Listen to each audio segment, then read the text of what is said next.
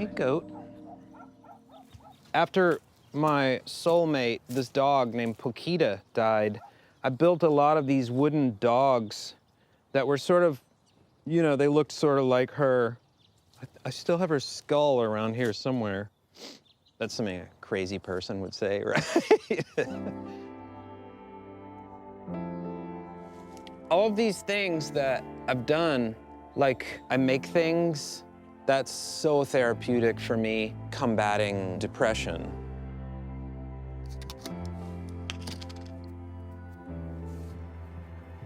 It's not that I'm completely fearless about people's judgments about me and my mental illness. It's just that the secrecy is so potentially lethal. The reason I wear this skull face makeup is in my book. My head is a skull. In 1992, sleep began to elude me, replaced by terror and sweating cold. I began having panic attacks. It took all of my will just to keep from running screaming out of the grocery store or the bicycle shop where I worked.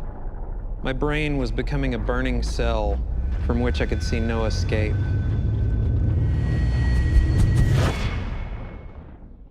The chemistry in my brain changed drastically enough that I didn't feel like myself anymore. None of my gauges were working anymore. The things like my sense of humor and my sense of justice, and that was all just getting foggy and busted and lost. Weeks passed and my mind grew darker and smaller. It felt like myself was dissolving. It felt like there was something horrible going on inside my head that if people looked at me, they could see, and it would be so hideous that it would just turn the world against me.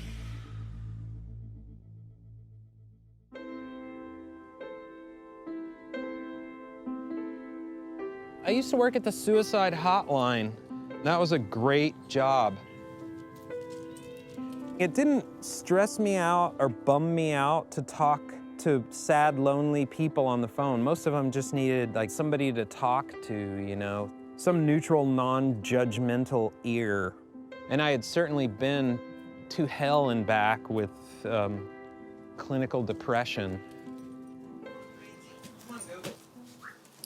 When I started taking these pills, I hated the idea of having to take pills probably for the rest of my life, but it's no big deal. We all have to eat every day. We all have needs. We all need Twitter and Instagram, and some of us need to eat a pill in the morning.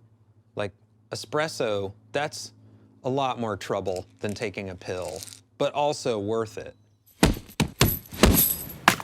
Exercise has just tremendous effects on neurochemistry. More than just about anything, tons of exercise has been an antidepressant for me. Hi. Hi, Stella. The last time I thought about committing suicide was 2 years ago when me and Marianne broke up, and I went into a pretty dark, depressive episode. Not that we've said goodbye, we're like best friends now. When he starts to get depressed, I can see it happening because he's a lot less responsive, a lot less verbal. It's hard to watch somebody retreat like that and not really be able to do anything. Just make sure he knows he's not alone. A lot of people with depression sleep 18 hours a day.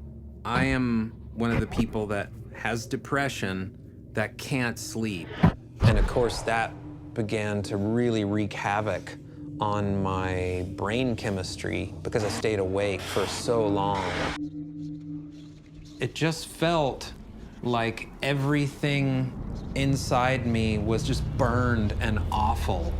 Every thought had like a predator behind it. I rode my bike in the burning sun down a long country road. On the road, I saw a smashed snake. I laid down on the scalding hot road beside the snake. We were dead. The sky was fire. I decided to kill myself.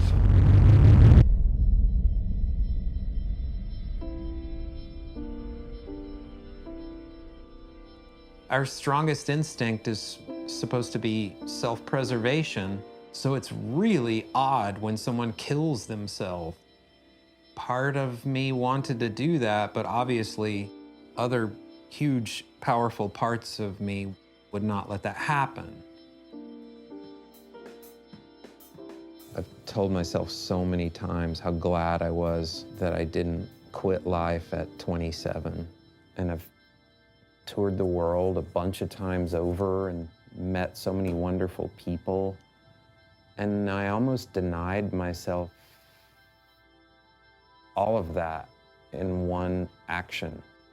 I in no way think of this lost year as wasted, more like a horrifying trip through a wilderness of dementia from which I emerged fearless and irrepressible. That's my book.